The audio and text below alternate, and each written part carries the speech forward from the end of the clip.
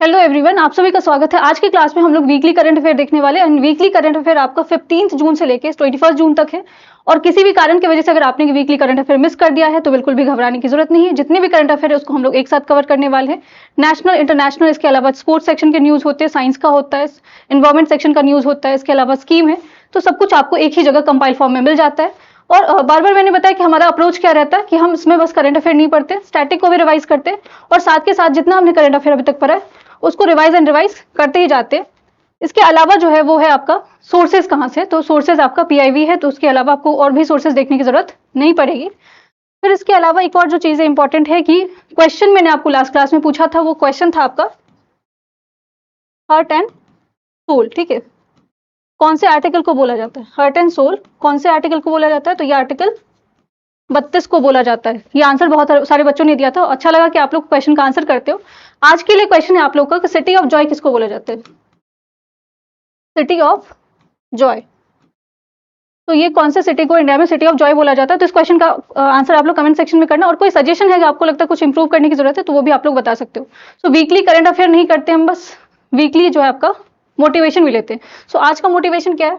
It's never too late. ठीक है, जिंदगी में कभी भी लेट नहीं होता। हमें लगता है ना कि हम नया चीज स्टार्ट नहीं कर सकते हैं, टाइम नहीं है हमारे पास। ठीक है, सो कभी भी नहीं, जितना आपके पास टाइम बचा उसमें आप कुछ ना कुछ अपने लिए कर सकते हो टू स्टार्ट ओवर। ठीक है, कुछ अगर चीजें आपको बहुत तंग कर रहा है तो उसको खत्म करो।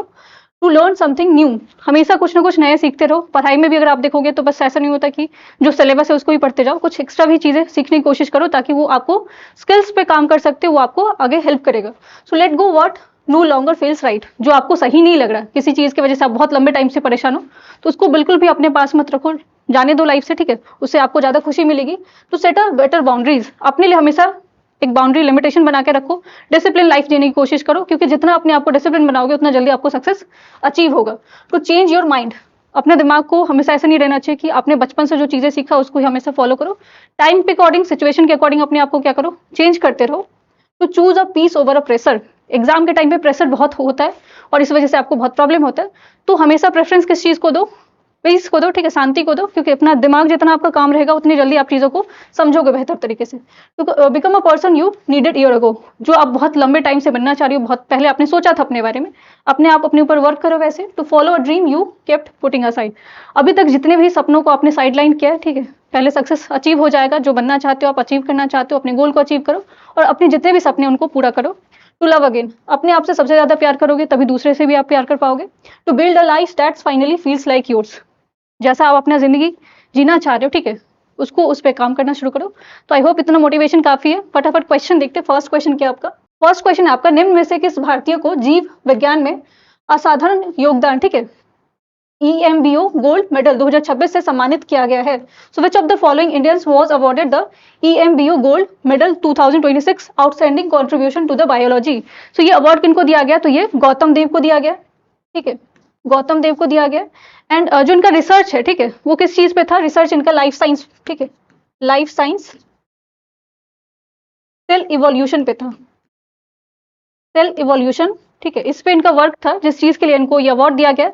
तो इंडिया की तरफ से तो इकलौते बने हैं जिनको ये अवार्ड मिला है, बट इसके साथ दो पर्सनैलिटी को दिया गया। बट आपके लिए बस याद रखना कि ईएमबीओ अवार्ड, ठीक है, जो कि हो सकता है शॉर्ट में पूछ दिया जाए कि ईएमबीओ अवार्ड किस चीज से रिलेटेड है, तो बायोलॉजी से है, लाइफ साइंस से, और उनको सेल वाले, ठीक है, सेल का इवोल्यूशन कैसे होता है इस चीज को उन्होंने एक्सप्लेन किया था।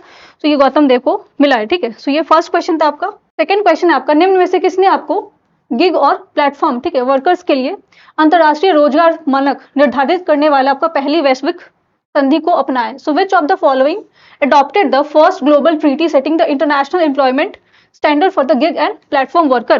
So ये अपनाने वाला, इसका आंसर हो जाएगा आपको ILO, ठीक है, इंटरनेशनल लेबर ऑर्गेनाइजेशन, ये आंसर हो जाएगा। बट उससे ज्यादा जरूरी है आपको समझना कि गिग वर्कर क्या होता है। ठीक है, बहुत बड़ा टर्म समझते होगे गिग वर्कर।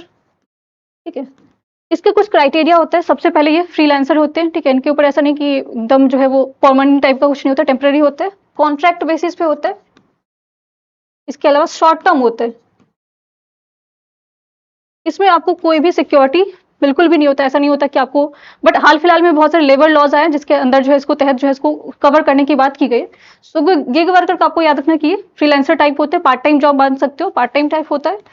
बट अभी जो एक और जो अभी करंट अफेयर तो आपको समझ में आ गया, बट मैंने बात किया था रिवीजन भी हम लोग करने वाले हैं। सो हाल फिलहाल में आपको इंडिया का कौन सा ऐसा इकलौता स्टेट है जिसने आपको गिग वर्कर के लिए, ठीक है, इन्होंने क्या किया, आपको एक अलग से प्लेटफॉर्म बनाया, रिड्रेसल जो प्लेटफॉर्म है, जहाँ पे चीजों को उनको अगर मान लो किसी भी तरह का प्रॉब्लम हो रहा है तो वो अपना जो है प्रॉब्लम वहां पे क्या कर सकते हैं, रजिस्टर करवा सकते हैं। और ये स्टेट कौन सा स्टेट है वो बहुत जरूरी है, ये है आपका कर्नाटका।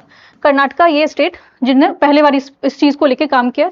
सो ये आपको याद रखना है। और यहाँ पे आईएलओ दिया हुआ, इंटरनेशनल लेबर ऑर्गेनाइजेशन। तो क्योंकि क्वेश्चन बस चीजें मैं नहीं बताऊंगी, आपको भी आंसर करना पड़ेगा। सो आईएलओ के बारे में अगर देखा जाए तो ये आपको 1914 के आसपास बना हुआ था, ठीक है। तो 1914 1614 के आसपास बना हुआ था। बस आपको याद रखना ट्रीटी, ये जो था आपका ट्रीटी ऑफ वर्साइलेस, ठीक है, जो कि वर्ल्ड वॉर फर्स्ट के बाद, ठीक है, वर्ल्ड वॉर फर्स्ट के बाद इसको बनाया गया था। और इसको जो यूनाइटेड नेशन के अंदर जिसको रखा गया था, पार्ट बनाया गया था, वो 1946 में बना हुआ था। इसके अलावा जो सबसे इंपॉर्टेंट है कि हो सकता है क्वेश्चन स्टेटमेंट में पूछ दिया जाए कि आईएलओ का जो है वो फाउंडिंग मेंबर था इंडिया के नहीं, ठीक है। सो इंडिया फाउंडिंग मेंबर, जब आईएलओ बन रहा है तभी से इंडिया इसका मेंबर था, तो फाउंडिंग मेंबर है इसका इंडिया। क्वेश्चन आप लोगों के लिए कि इसका हेडक्वार्टर कहाँ पे, इंटरनेशनल लेबर ऑर्गेनाइजेशन का हेडक्वार्टर कहाँ पे, ये आप लोग बताओगे।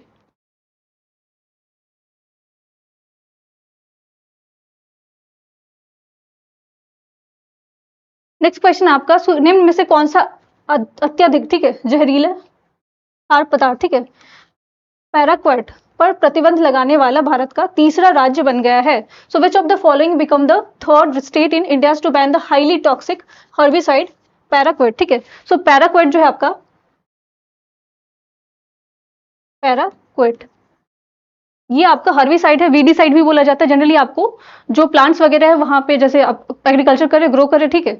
सो जो वीडीसाइड है उसको हटाना है आपको, खरपतवार देखते होगे जिसकी वजह से आपको काफी अच्छा जो है वो नहीं हो पाता, प्रोडक्शन नहीं हो पाता है। तो उसको कंट्रोल करने के लिए विडिसाइड, हर्बिसाइड को यूज किया जाता है। इसकी वजह से ऐसा हो रहा था कि इसको बहुत मिसयूज किया जा रहा था, ठीक है। और बहुत ज्यादा आप यूज करते हो तो इससे सॉइल फर्टिलिटी पे असर पड़ता है, ठीक है, सॉइल इनफर्टाइल हो जाते हैं। इसके अलावा जो है बहुत ज्यादा इसको गलत तरीके से इस्तेमाल किया जा रहा था और इन्वायरमेंटल कंसर्न बहुत ज्यादा बढ़ते जा रहा था, इसीलिए इसको थर्ड स्टेट, ठीक है, यहाँ पे फर्स्ट नहीं याद रखना आपको, थर्ड स्टेट। तो जरूरी तो ये भी है ना कि फर्स्ट स्टेट कौन होगा। फिलहाल के थर्ड स्टेट अगर आपको पूछा जाए तो ये आपका तेलंगाना हो जाएगा, जिसने अभी बैन कर दिया किसका, पैराक्वेट। तो ऐसे भी पूछा जा सकता है कि पैराक्वेट क्या है, तो पैराक्वेट आपका हर्बिसाइड है जो कि आपको यूज किया जाता है किसमें, एग्रीकल्चर में। तो फर्स्ट स्टेट भी आपको पता होना चाहिए, पहला स्टेट जिसने पैराक्वेट को क्या किया था, बैन किया था, तो ये आपका केरला है। सेकेंड स्टेट कौन सा था, ओडिशा।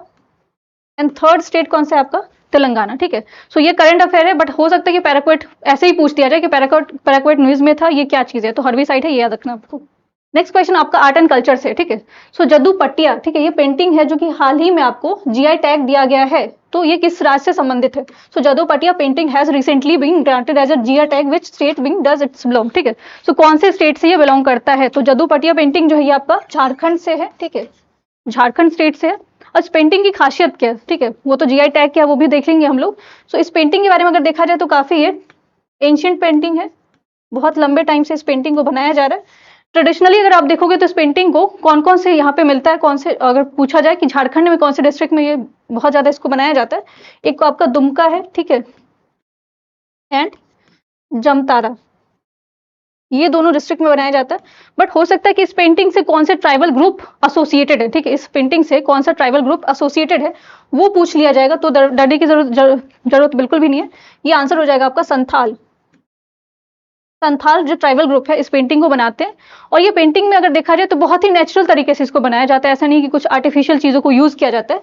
अब नेचुरल तरीके में अगर देखा जाए तो कलर्स जो है वो आपको जैसे नेचर ड्रिवन कलर्स हैं, ठीक है, लाइमस्टोन है उसको व्हाइट कलर यूज कर लिया, ठीक है, ट्री के जो बाग्स है उससे आपको कलर यूज कर लिया गया। और इसमें जो ब्रश यूज होते हैं, ठीक है, कलर पेंटिंग करने के लिए जिसमें आपको ब्रश यूज किया जाता है वो गोट के, ठीक है, बकरियों के जो बाल होते हैं उससे बनाया जाता है, तो इसलिए बहुत ही नेचर ड्रिवन पेंटिंग जो बोलते हैं वो बोल सकते हैं। तो फिलहाल के लिए आपको याद रखना है कि जटोपेडिया पेंटिंग अगर पूछा जाए कौन से स्टेट से बिलोंग करता है तो आपको आंसर याद रखना है झारखंड से। अब जीआई टैग है, ठीक है, सो ये जीआई टैग का कॉन्सेप्ट आपको 1999 में आ रहा है, ठीक है। इसके अलावा जो है ये जीआई टैग 10 साल के लिए होता है, 10 ईयर के लिए होता है, हर 10 ईयर के बाद क्या किया जाता है, इसको रिन्यू किया जाता है। बट आपके लिए क्योंकि मैंने जीआई टैग पे बहुत बार बता रखा है तो आप लोग बताना कि कौन सा ऑर्गेनाइजेशन है जो कि जीआई टैग से एसोसिएटेड है। एंड दूसरा क्वेश्चन है आपके लिए कि जो आपका मधुबनी पेंटिंग है, मधुबनी पेंटिंग है वो कौन से स्टेट से रिलेटेड है? इसका आंसर, क्योंकि पेंटिंग जब आ गया तो पेंटिंग के बारे में आपको थोड़ा बहुत पता होना चाहिए, जैसे कि कलमकारी, पटना कलमकारी है, ठीक है, उसके बारे में आपको पता है। और इसके अलावा अगर देखा जाए तो कुछ पेंटिंग लास्ट क्लास में मैंने बताया था, बट फिलहाल के लिए इसका भी आप लोग आंसर करोगे, क्या होगा? नाउ नेक्स्ट क्वेश्चन है आपका, महत्वपूर्ण शब्दों और प्रतीकों के लिए जो है आपको ट्रेडमार्क सुरक्षा हासिल करने वाला भारत का पहला मंदिर कौन बन गया? अगेन पहला है इसलिए काफी इंपॉर्टेंट है। तो which temple in India has become the first temples to secure the trademarks protection for significant words and symbol? तो ये बनने वाला कौन सा टेम्पल है आपका? श्री जगन्नाथ टेम्पल। श्री जगन्नाथ टेम्पल जो है आपका कहाँ पे? ये उड़ीसा में है। एंड देन इसके अलावा अगर देखा जाए तो ये कौन से गॉड को कौन से भगवान को डेडिकेटेड है? तो विष्णु, एंड कहीं कहीं कृष्ण भी लिखा रहता है, कृष्णा भी लिखा रहता है, तो ये आपको याद रखना। अब इस जो टेम्पल है, टेम्पल को लेके बहुत ज्यादा मतलब जो है वो आता है क्वेश्चन कि कौन से टाइम पे बनाया गया था। सो ये ओरिजिनली अगर देखा जाए तो बहुत पुराना मंदिर है, आपको बहुत बहुत बहुत टाइम पे बनाया गया था, तो उसको ट्रेस करना तो मुश्किल है। बट जो अभी का आप देख रहे हो मंदिर देख रहे हो, उसको अगर पूछा जाए कब बनाया गया था, तो ये 12th सेंचुरी बोला जाता है, ठीक है। 12th सेंचुरी से 13th सेंचुरी के आसपास इसको वापस से रिवाइव किया गया था इस मंदिर को। और ये कौन सा डायनेस्टी, ये बहुत इंपॉर्टेंट है, तो ईस्टर्न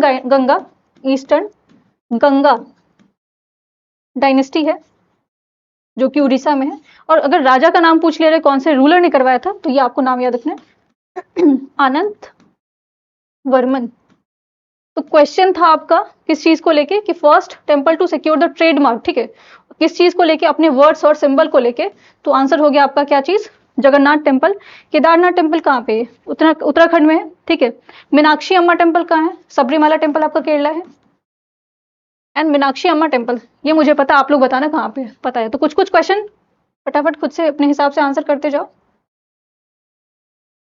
नेक्स्ट क्वेश्चन आपका इंटरनेशनल ऑर्गेनाइजेशन से, तो निम्न में से आपको किस देश में 52 G7 शिखर सम्मेलन 2026 का आयोजन किया गया? So in which of the following country is the 52nd G7 summit 2026 कहाँ पे हेल्ड हुआ है? तो ये आपका कहाँ पे हुआ? फ्रांस में हुआ, ठीक है। फ्रांस में ये समिट चल रहा है। बट G7 अगर समिट चल रहा है, ठीक है, तो इससे ज्यादा जरूरी ये भी हो जाता है कि आपको पता होना कि चाहिए कि G7 में आपको कौन कौन मेंबर थे, G7 बना कब था, ये कॉन्सेप्ट कब आया था। सो 52nd एडिशन भी पूछ लिया जाता, मे बी 53rd कर दिया जाएगा स्टेटमेंट में, तो फिर इनकरेक्ट हो जाएगा, क्योंकि करंट अफेयर पूछने का तरीका बहुत अलग होते जा रहा है, ठीक है। तो G7 के बारे में अगर देखा जाए तो ये इसका बनने का प्रोसेस अगर देखा जाए तो ये 1973 में आपको स्टार्ट हुआ था, बट ये बना नहीं था, ठीक है। 1973 का एरा क्यों चूज किया, टाइम क्यों बन रहा है? तो यहाँ पे इसी के टाइम पे आसपास आपको ऑयल क्राइसिस हुआ था, ठीक है, बहुत बड़ा ऑयल क्राइसिस हुआ था, जिसकी वजह से आपको पता ईरान का इशू था, इराक का इशू था। तो उन सारी चीजों को सॉल्व करने के लिए आपको G7 नहीं बनाया गया था, G6 बना हुआ था, ठीक है। तो आपको इनिशियली G6 था और ये बना था आपको पूरे तरीके से 1975 में। फिर इसके बाद जो है आपको G7 जो है ये बाद में जाके बनता, जब आपको 1976 में ही जाके आपको कनाडा ने भी ज्वाइन किया था। तो इनिशियली आपको कौन कौन सा कंट्री अभी G7 में आपको याद होना चाहिए। सो यूरोप में आपको देखना है कि कौन कौन सा कंट्री है G7 में। इटली है, फ्रांस, यूके एंड जर्मनी, ये 4 कंट्री आपको यूरोप में है। अमेरिका से याद रखना है आपको, कनाडा, यूएसए एंड एशिया से आपको भी याद रखना, एशिया से एक ही कंट्री है। अब यहाँ पे बहुत बड़ा कंफ्यूजन आता है, ऑप्शन में आपको चाइना भी रहेगा, ठीक है, बट चाइना इसमें नहीं है, चाइना नहीं है आपको। कौन सा कंट्री है फिर? जापान है। तो जापान है आपको इसमें पार्ट। तो G7 आपको समझ में आ गया होगा, ठीक है। और G8 में क्या होता है आपको, जब अगर G7 आपको जो अपने कंट्री देखा उसमें अगर आप रसिया को ऐड कर दोगे तो वो G8 हो जाएगा। और G20 तो आपको वैसे भी बहुत ज्यादा न्यूज में था, ठीक है। और G20 का समिट कहाँ पे हुआ था? साउथ अफ्रीका में हुआ था ना। तो ये भी चीजें आप याद रखना।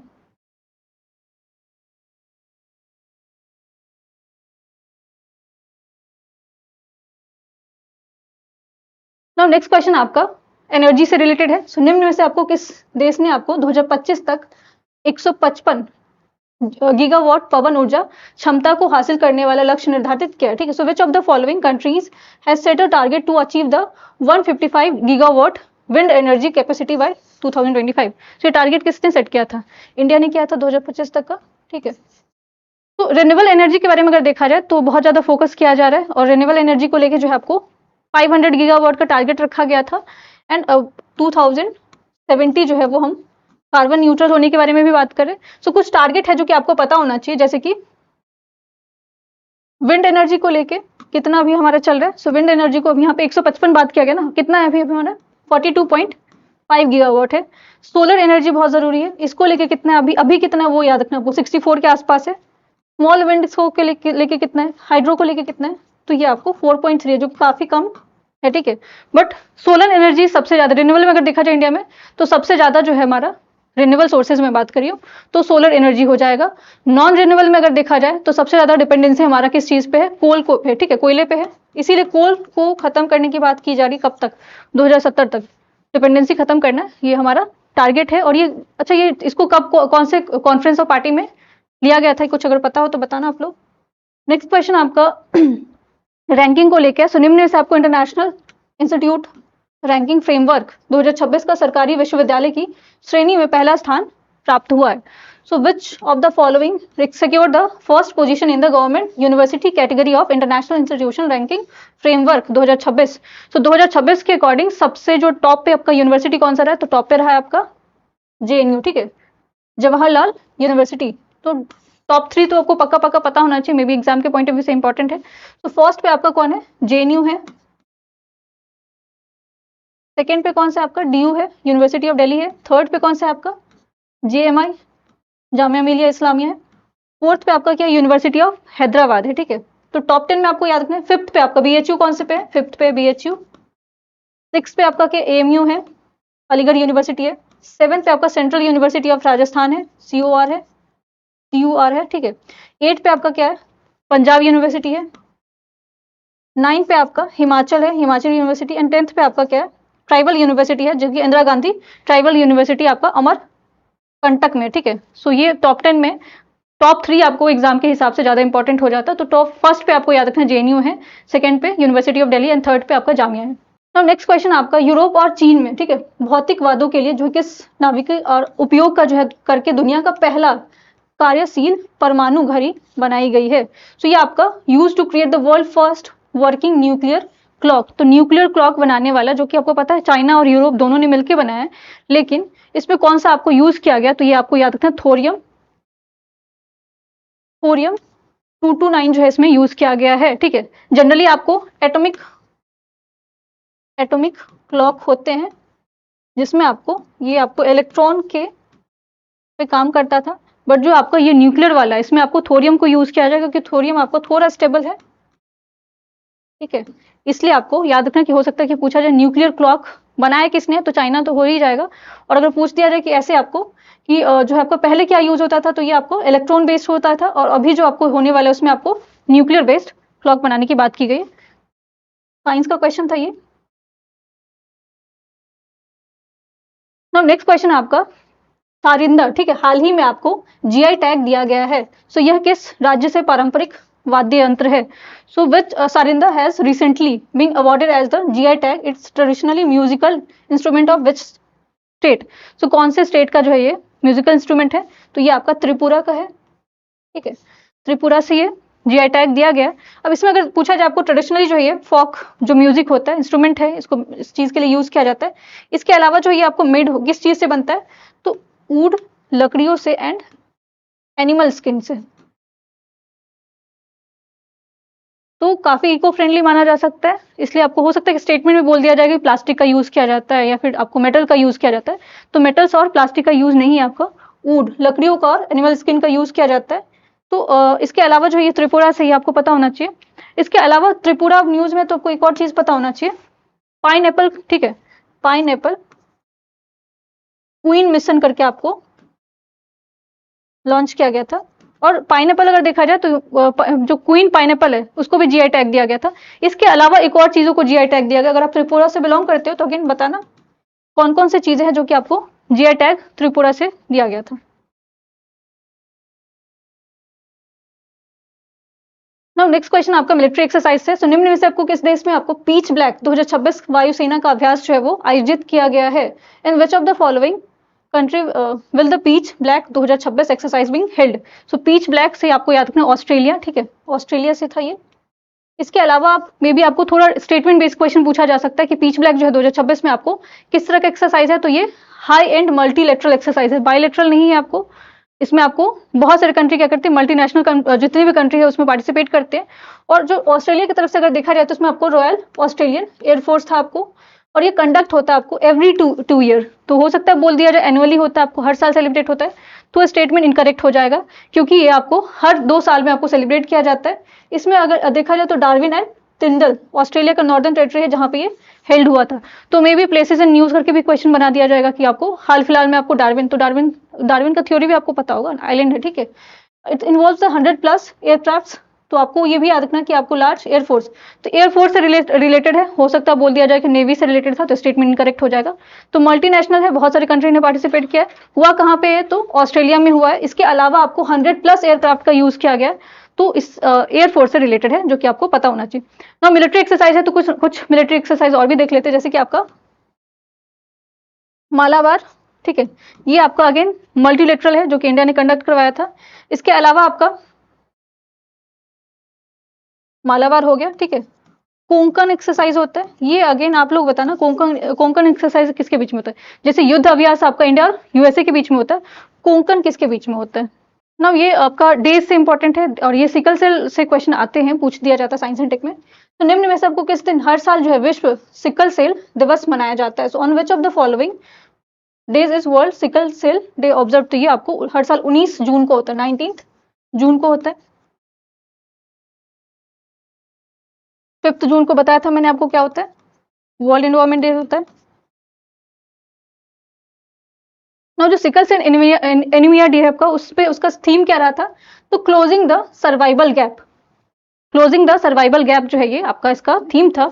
अब सिकल सेल एनीमिया के बारे में आपको पता होना चाहिए, किस तरह का बीमारी होता है।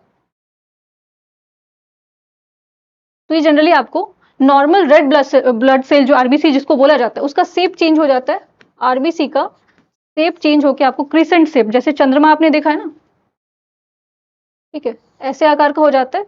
और ये शेप की वजह से आपको क्या होता है कि pass the easily through the blood vessels, तो डोंट पास, ठीक है। अब जो ब्लड सर्कुलेशन है उसमें आपको क्या आता है, चैलेंजेस आते हैं, प्रॉब्लम आते हैं, जिसकी वजह से आपको अगर देखा जाए तो बहुत तरह की बीमारी होती है आपको, ठीक है। और जैसे आपको इसमें क्या क्या इसके सिम्टम्स होते हैं वो थोड़ा आपको पता होना चाहिए, जैसे कि पेन होता है आपको, ठीक है। इसके अलावा जो है आपको ग्रोथ जो है वो इंसान का सही से नहीं हो पाता है, ठीक है। तो बस आपको याद रखना है, जैसे जॉन्डिस वगैरह का भी समस्या आता है, स्किन प्रॉब्लम भी आ जाता है, तो आपको बस याद रखना है कि इसमें हो सकता है कि ऑप्शन में बोल दिया जाए कि डब्ल्यूबीसी पे उसका इफेक्ट पड़ता है, तो डब्ल्यूबीसी पे नहीं पड़ता, किस पे पड़ता है, आरबीसी पे पड़ता है।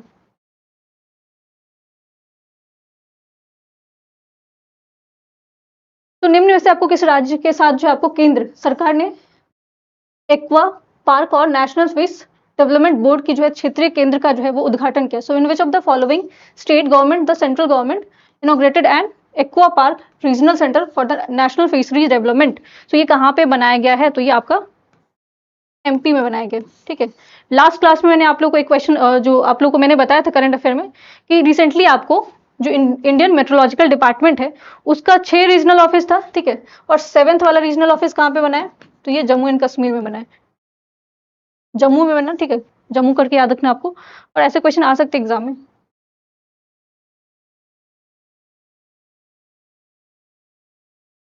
नाउ नेक्स्ट क्वेश्चन आपको, निम्न में से किस राज्य में भारत का सबसे ऊंचा विंड टरबाइन स्थापित किया गया। So in which of the following state has India's tallest wind turbine being install, ठीक है। सो कहाँ पे इसको इंस्टॉल किया गया, तो ये आपका कर्नाटका में किया गया, ठीक है। अगर पूछ लिया जाए कि इसका जो है वो कैपेसिटी कितना रहने वाला है, तो ये आपको 5 मेगावाट का रहने वाला है, ठीक है। और कितना इस पे विजयनगर के आसपास, ठीक है, विजयनगर किंगडम के बारे में सुना होगा, तो ये एरिया है आपका। और कितना खर्च हुआ ये सब फंड वगैरह नहीं पूछा जाता, तो इसका कैपेसिटी आपको 5 मेगावाट है, बट टॉलेस्ट है सबसे, तो ये आपको कहाँ पे, कर्नाटका में।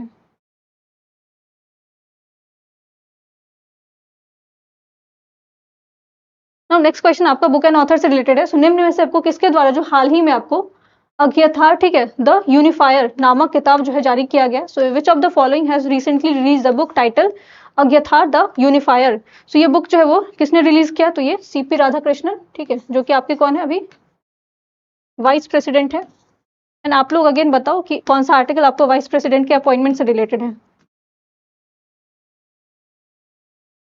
और अज्ञाथार के बारे में अगर पूछा जाए तो ये जनरली आपको कौन है, बहुत ही पुराने आपको जो है आपको संत रहे हैं, ठीक है, वो पुराने टाइम में। संगम एज में भी इनका कनेक्शन रहा है।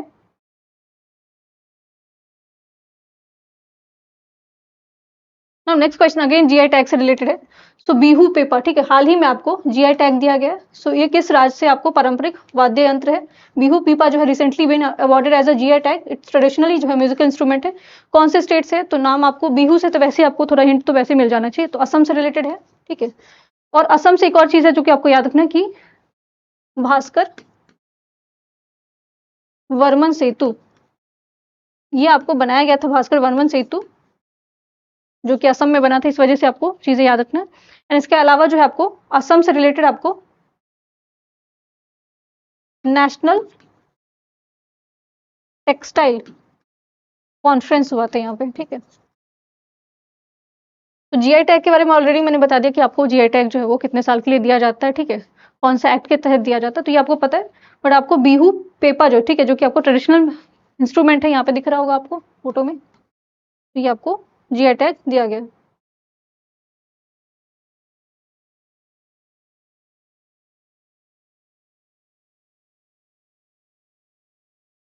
भारत में आपको पहला स्वदेशी एवं जो है वीडियो टू स्टोरी, ठीक है, एआई मॉडल है, जिसका नाम है आपको, जिसे हाल ही में लॉन्च किया गया। तो what is the name of the India's first indigenous advance video to story AI model that was recently been launch, ठीक है। सो ऐसे ही हो सकता है कि आपको वारिया एआई पूछा जाए, ठीक है। सो वारिया एआई क्या है आपका? वारिया, ठीक है, वारिया आपका ये जनरली यूज किया जाएगा आपको। अगर आप देखोगे तो बहुत सारे वीडियोस आप लोग देखते होंगे जिसमें आपको एआई का यूज करके उसमें स्टोरी टेलिंग किया जाता है, कहानी सुनाया जाता है, काफी आपको इंटरेस्टिंग होता है पढ़ने का, जो आपको थोड़ा सा इंटरेस्ट बनाया रखा जाता है। तो ये आर्या आपको याद रखना, इसी पर्पज के लिए यूज किया जाएगा। सो ये आपको पूरे तरीके से इंडिया में बनाया गया है, ठीक है। सो इसमें आपको जनरली अगर देखा जाए तो 15 स्टेप्स होंगे, 50 स्टेप्स होंगे। इसके अलावा अब इसमें टाइम अगर कितना लग सकता है, ये 0.48 सेकंड, तो काफी जल्दी आपका बन जाएगा, काम हो जाएगा, ठीक है। सो टर्निंग आइडियाज इनटू वीडियोस, तो बहुत सारी चीजें होती हैं जो डिफिकल्ट होता है, आपको समझ में नहीं आता, तो वीडियो फॉर्मेट में बनाने का अच्छा तरीका है। सो वीडियो को क्या कन्वर्ट करें, स्टोरी एआई मॉडल में कन्वर्ट किया जाएगा। एंड ये कौन सा आपका है? तो ये आर्या आपको याद रखना है, ठीक है।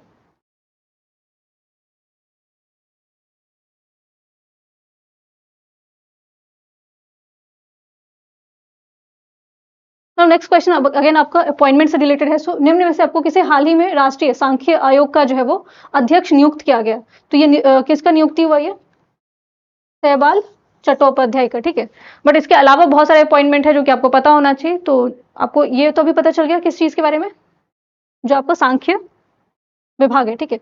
बट इसके अलावा नीति आयोग के जो है वो बार बार बता रही हूँ, ऐसे कुछ जो फेमस चीजें होती है, जैसे कि आपका डीआरडीओ में भी आपका पता हो अपॉइंटमेंट चेयरपर्सन जो है वो चेंज हुए, नीति आयोग में भी चेंज हुए, और बहुत बार मैंने बताया। तो कुछ चीजें आप भी रिकॉल करो अपने दिमाग में, जैसे कि नीति आयोग को आपको याद रखना है अशोक लहरी, ठीक है। और डीआरडीओ के बारे में आप लोग मुझे बताओगे कौन अभी नए बने हैं।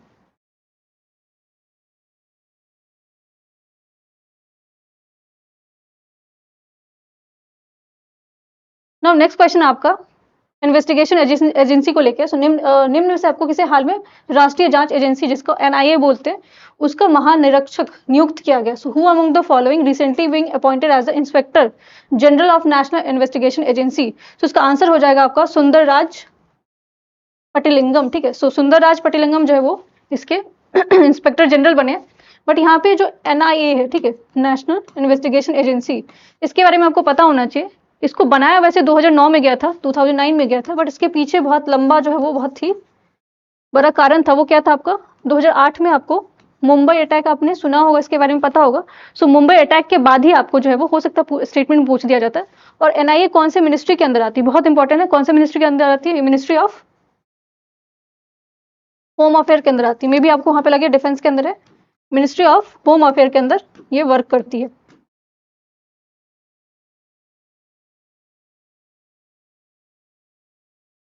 नाउ नेक्स्ट क्वेश्चन आपका ये इकोनॉमिक्स का है, और ये भी क्वेश्चन आपको देखने के लिए मिल सकता है, और यहाँ पे थोड़ा सरप्राइज हो जाओगे आपको आंसर देख के, ठीक है।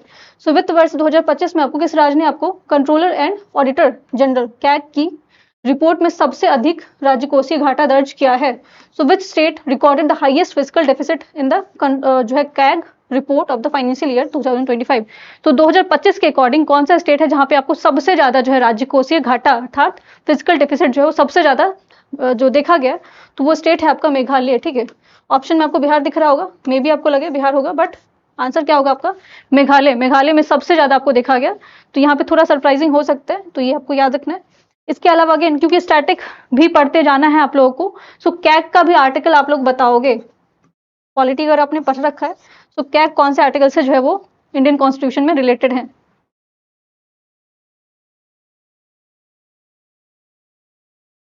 अब नेक्स्ट क्वेश्चन आपका डिक्लेरेशन से रिलेटेड, किस देश में आपको आयोजित 11 नंबर का जो है आपको ओवर ओशन कॉन्फ्रेंस, जिसको ओओसी के नाम से जाना जाता है, दौरान आपको 15 देशों ने मुम्बासा घोषणा को अपनाया है। So in which of the country during the 11th our ocean conference, जिसको ओओसी बोला जाता है, 15 countries adopt the Mombasa declaration. So 15 country ने इसको अडॉप्ट किया, लेकिन ये हो कहाँ पे रहा था, तो ये आपका केन्या में हो रहा था, ठीक है। अफ्रीका केन्या में ये हो रहा था और 15 कंट्री ने इसको अडॉप्ट किया है ना। मुम्बासा डिक्लेरेशन पूछा जा सकता है कि रिसेंटली न्यूज में था, ये किस चीज से रिलेटेड है, तो ये आपको इलीगल फिशिंग से रिलेटेड है, जो आपको अवैध तरीके से क्या किया जाता है, आपको जो मछली पकड़ी जाती है, ठीक है। इसके वजह से काफी कंट्री को जो है वो इकोनॉमिकली जो है वो प्रॉब्लम फेस करना पड़ता है, तो उसको टैकल करने के लिए जो ये मुम्बासा डिक्लेरेशन, हो सकता है यही पूछा जाएगा आपको। मुम्बासा डिक्लेरेशन रिसेंटली न्यूज में था और इसको कितने कंट्री ने अडॉप्ट किया, तो 15 कंट्री में भी आप चेंज हो जाए कुछ दिन के बाद और भी कंट्री ऐड हो जाए। मुम्बासा डिक्लेरेशन हो सकता है आपको पूछा जाए, मे बी डिफेंस से रिलेटेड है, ठीक है, या तो न्यूक्लियर से रिलेटेड है या फिर इन्वायरमेंटल कंसर्न से रिलेटेड, तो आपको याद रखना इलीगल फिशिंग से रिलेटेड है।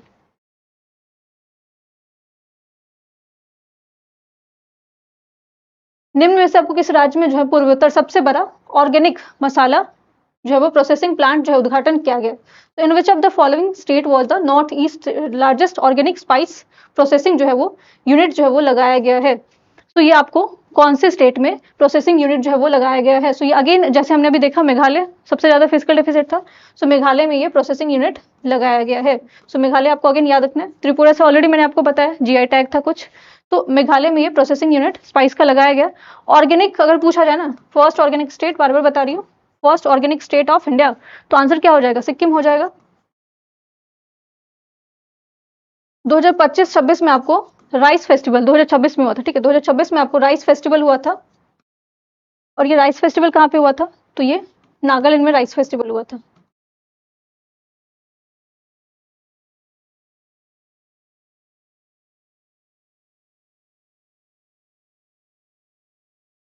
नाउ नेक्स्ट क्वेश्चन आपको निम्न में से कौन सा जो है कि न्यू डेवलपमेंट शामिल हुआ, ठीक है, न्यू डेवलपमेंट बैंक है होने वाला, जो इसमें आपको पहला, ठीक है, मध्य एशियाई देश बना है। सो इससे पहले आपको बहुत सारे कंट्री थे, लेकिन मध्य सेंट्रल एशिया के बारे में पूछा जा रहा है।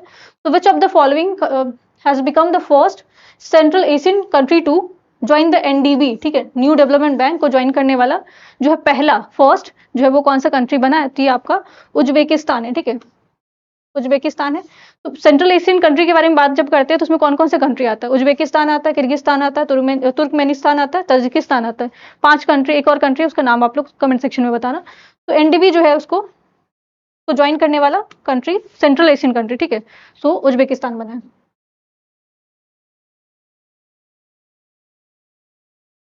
अगेन ये क्वेश्चन भी आपका मिलिट्री एक्सरसाइज से। सो निम्न में से आपको किस देश में 23rd, ठीक है, 23वें खान कॉन्क्वेस्ट सैन्य अभ्यास जो है 2026 का शुरू किया गया। So in which of the following country was the 23rd Khaan Quest military exercise 2026 start हुआ है। सो ये कौन सा कंट्री आपका मंगोलिया है, ठीक है। सो मंगोलिया में आपको खान क्वेस्ट जो है मिलिट्री एक्सरसाइज स्टार्ट हुआ है। तो ये आपको 23rd नंबर का है। इसके अलावा जो है आपको 20 जून से स्टार्ट हुआ और कब तक खत्म होगा, ये 3 जुलाई को खत्म होगा। इसमें आपको ट्रेनिंग अगर पूछा जाए आपको तो 5 हिल्स है, 5 हिल्स हो सकता है पूछ लिया जाए कि 5 हिल्स कहाँ पे, तो ये मंगोलिया में वहीं पे इसको स्टार्ट किया गया। इंडियन आर्मी है, ठीक है, इंडियन आर्मी में आपको 40 पर्सनल गए। इसके अलावा जाट, कौन सा रेजिमेंट इंडिया की तरफ गया है, तो जाट रेजिमेंट जो है इंडिया को रिप्रेजेंट कर रहा है वहां पे खान क्वेस्ट में। तो खान क्वेस्ट आपको मिलिट्री एक्सरसाइज रखना है, मंगोलिया से रिलेटेड है। मंगोलिया से एक और करंट अफेयर जो कि आपको पता होना चाहिए, बुद्धा का रेलिक्स, ठीक है, बुद्धा का रेलिक्स यहाँ पे सेक्रेट रेलिक्स जो है वो, ठीक है, भेजा गया था, ठीक है, तो ये भी आपको याद रखना है।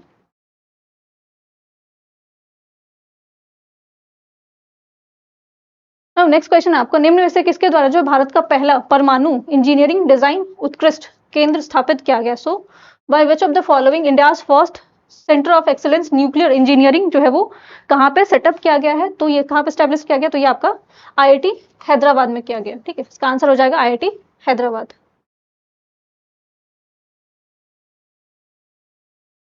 ना ये लास्ट क्वेश्चन है। सो आपको निम्न में से किस राज्य में जो है अखिल भारतीय फुटबॉल महासंघ द्वारा आईएफएफ अंडर 17 महिला युवा लीग पहले, ये पहला एडिशन है, इससे पहले नहीं हुआ है। सो फर्स्ट टाइम आपको ये ऑल इंडिया फुटबॉल फेडरेशन ने किया है। ये कहाँ पे चल रहा है आपका, तो ये छत्तीसगढ़ में। ठीक है, सो याद रखना आपका छत्तीसगढ़ इसका आंसर हो जाएगा। और छत्तीसगढ़ वैसे भी किस चीज को लेकर न्यूज में है, यहाँ पे आपको जो आपको खेलो इंडिया ट्राइबल गेम्स भी होता है, फर्स्ट खेलो इंडिया ट्राइबल गेम, ये भी आपको छत्तीसगढ़ में हुआ था। एंड फर्स्ट ट्राइबल म्यूजियम भी आपको छत्तीसगढ़ में बनाया गया था। ठीक है, सो ये इतना करंट अफेयर था जो इंपॉर्टेंट क्वेश्चन थे। अगर आपको लगता है कि और कुछ ऐड करने की जरूरत है तो आप लोग बताना। क्वेश्चन जो पूछा गया, क्वेश्चन का आंसर करोगे तो और अच्छा लगेगा। Thank you so much. Video को लाइक करें, चैनल को subscribe. Thank you so much.